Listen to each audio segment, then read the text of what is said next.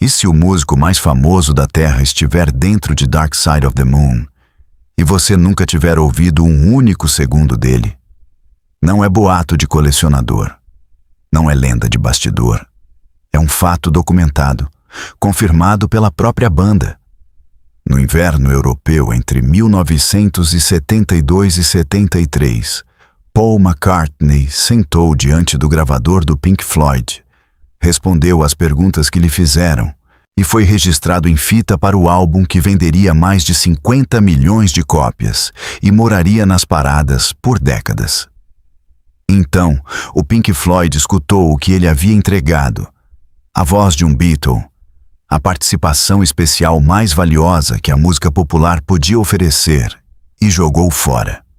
Mantiveram o porteiro, mantiveram os roadies, mantiveram a esposa de um roadie e apagaram Paul McCartney. Esta é a história desse apagamento. E quero convencer você de que ela não é uma curiosidade. É a decisão mais reveladora de todo o disco. Porque o motivo do corte de McCartney é o mesmo motivo pelo qual o álbum existe. Comece pelo acaso geográfico. Naqueles meses, o estúdio de Abbey Road abrigava 2 sessões ao mesmo tempo. Numas salas, o Pink Floyd montava o disco mais ambicioso de sua vida.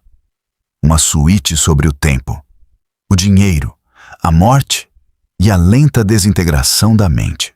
A poucas portas dali, trabalhavam os Wings, a banda nova de um homem que já era, havia uma década, o músico mais famoso do mundo. 2 gerações da música britânica, separadas por um corredor. E o Pink Floyd, naquele momento, fazia uma coisa estranha. A banda havia preparado um maço de cartões, cada um impresso com uma pergunta. E as perguntas não eram pequenas. Você tem medo de morrer? Você às vezes acha que está ficando louco? Quando foi a última vez que você foi violento? E você tinha razão. Eles circulavam pelo prédio com esses cartões e os punham diante de quem estivesse ali. Engenheiros, equipe de estrada, funcionários, esposas, músicos de passagem. Sem roteiro, sem ensaio, sem aviso. A fita rodava, o cartão era lido, a pessoa respondia. O propósito do método era de uma simplicidade impiedosa. Roger Waters não estava colecionando performances. Estava colecionando aquilo que sai de um ser humano antes que a performance tenha tempo de se montar. A frase desprotegida. A resposta que você dá quando ainda não decidiu quem quer ser enquanto a dá. Todas as vozes que assombram o disco pronto. As risadas, as confissões de loucura. As observações serenas sobre a morte. Vieram dessa colheita de franqueza. Então, quando o corredor lhes entregou um Beatle, é claro que lhe estenderam os cartões. Pense na cena vista de fora. Uma banda jovem, enorme, mas ainda não mítica, oferecendo seu pequeno experimento ao homem que passara os anos 60 definindo o que a palavra fama sequer significava. Paul topou. Linda topou. Sentaram, ouviram as perguntas e responderam. Em algum lugar dos arquivos daquele prédio, um rolo de fita capturou Paul McCartney falando de loucura, violência e morte para o Pink Floyd. E a banda descartou. Não porque a fita estivesse danificada, não por advogados, gravadoras ou direitos. Descartaram por causa do que havia nela. Waters disse isso com todas as letras anos depois. McCartney tinha sido cuidadoso, tinha sido charmoso, tinha tentado ser engraçado, tinha entregado, em outras palavras, exatamente o que um Beatle entrega a um microfone, uma versão controlada, polida e simpática de si mesmo. E a única coisa que o método não conseguia digerir era controle. Os cartões eram uma armadilha para a honestidade. E McCartney era a única pessoa no prédio experiente demais para cair nela. Detenha-se no estranhamento desse veredito. O compositor mais bem-sucedido do século foi reprovado num teste em que um porteiro passou. E foi reprovado não por falta de talento, mas por excesso de outra coisa, excesso de treinamento. Em 1973, Paul McCartney já levava mais de 10 anos sendo olhado pelo planeta inteiro. Cada frase que dissera em público desde os 20 anos tinha sido citada, distorcida, manchetada e vendida. Um homem que vive assim não responde mais a perguntas. Ele as administra. O reflexo não é vaidade, é armadura, construída uma entrevista por vez, até que a armadura responde antes que o homem consiga. E é aqui que a história deixa de ser anedota e vira a chave do disco. Porque sobre o que é, afinal, Dark Side of the Moon é sobre as forças que pegam uma pessoa viva e a trituram até virar função. O tempo que gasta você enquanto você fazia outros planos.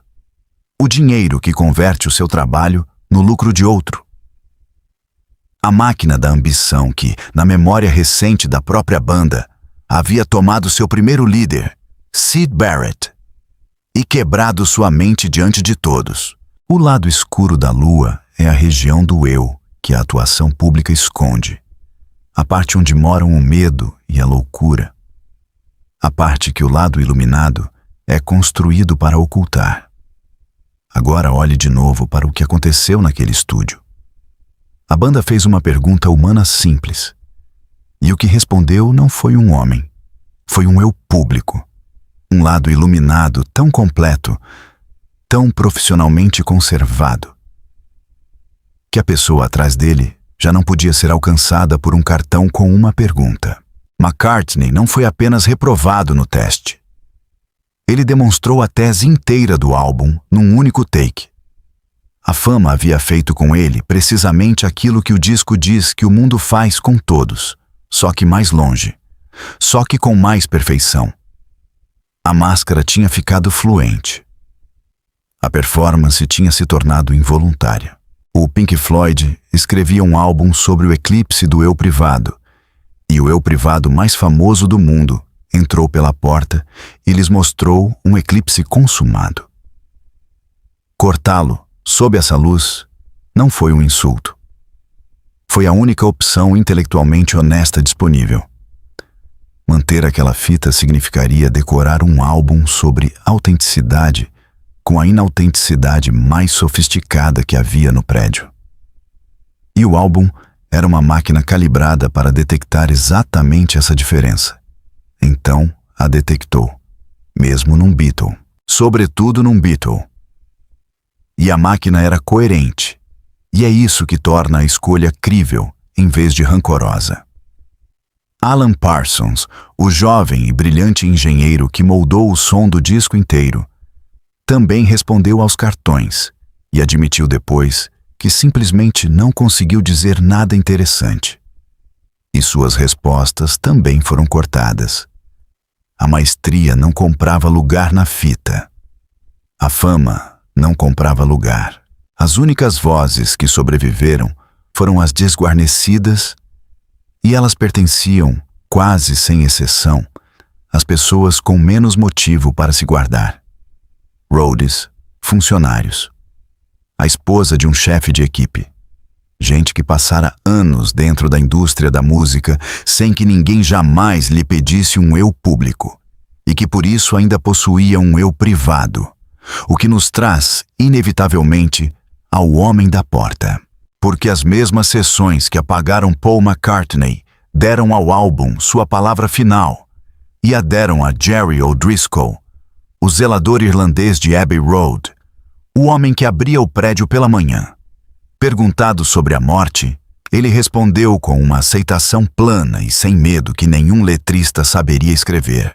E bem no fim do disco, depois que o último acorde se dissolve num batimento cardíaco, é a voz macia dele, e não a de um integrante da banda, que encerra um dos álbuns mais ouvidos da história, com a observação tranquila de que não existe lado escuro da lua, que na verdade ela é toda escura. O porteiro e o Beatle não são duas histórias separadas. São uma só, contada duas vezes, em direções opostas. O'Driscoll não tinha imagem a proteger. Então a pergunta chegou até ele, e a verdade voltou. McCartney tinha a imagem mais valiosa do planeta. Então a pergunta ricocheteou na armadura, e só o charme voltou. Um dos dois era rico na única moeda que o álbum aceitava, e calhou de ser o homem que varria o chão. O outro era o músico mais rico do mundo, e não podia pagar uma única frase honesta. O álbum manteve o primeiro e apagou o segundo. E ao fazê-lo, disse a você, com mais clareza do que qualquer verso, quanto acredita que a fama custa. Há ainda uma última volta do parafuso, e é a mais silenciosa. Aquela fita de McCartney presumivelmente existe até hoje em algum lugar, jamais ouvida, um fantasma no arquivo. O que significa que Dark Side of the Moon tem o seu próprio lado escuro, uma região oculta contendo a voz do homem mais famoso de sua era, permanentemente eclipsada pelas vozes de pessoas cujos nomes o mundo nunca aprendeu. O disco sobre aquilo que a fama esconde, escondendo um Beatle. É quase perfeito demais. Ninguém planejou essa simetria. O método a produziu sozinho. Como um experimento verdadeiro produz resultados que seus criadores não escreveram. Então, na próxima vez que alguém disser a você que Dark Side of the Moon é um álbum sobre a loucura, ofereça a versão completa. É um álbum sobre o que se interpõe entre uma pessoa e a sua própria verdade. E numa pequena sala, em 1973, ele mediu essa distância em 2 homens. Para o zelador, a distância era 0. Para o Beatle, a distância havia se tornado infinita. E não porque ele fosse raso, mas porque 20 anos sendo observado, haviam construído um eu que respondia por ele. Justamente para que ele nunca mais precisasse responder. O detalhe mais triste da história inteira é que tentar ser engraçado era, provavelmente, a coisa mais honesta que a armadura ainda sabia fazer. Se você quiser, o resto dessas figuras enterradas, as fitas apagadas, as vozes anônimas, as pessoas que moldaram os maiores discos do Pink Floyd enquanto seus nomes ficavam na sombra. Essa história secreta é a espinha dorsal do meu dossiê Pink Floyd. E o link está esperando no comentário fixado. Mas o coração de tudo está neste único par, um porteiro mantido e um Beatle cortado. E na pergunta que ele deixa pairando sobre cada rosto famoso que você já admirou. Se o músico mais amado da Terra já não conseguia simplesmente responder se tinha medo de morrer, o que exatamente o mundo recebeu em troca da honestidade dele? E quando um álbum sai à procura de um ser humano e encontra apenas a performance de um, o que nos diz o fato de que o apagamento, e não o Beatle, era a escolha certa? Onde a arte não consola, ela autopsia.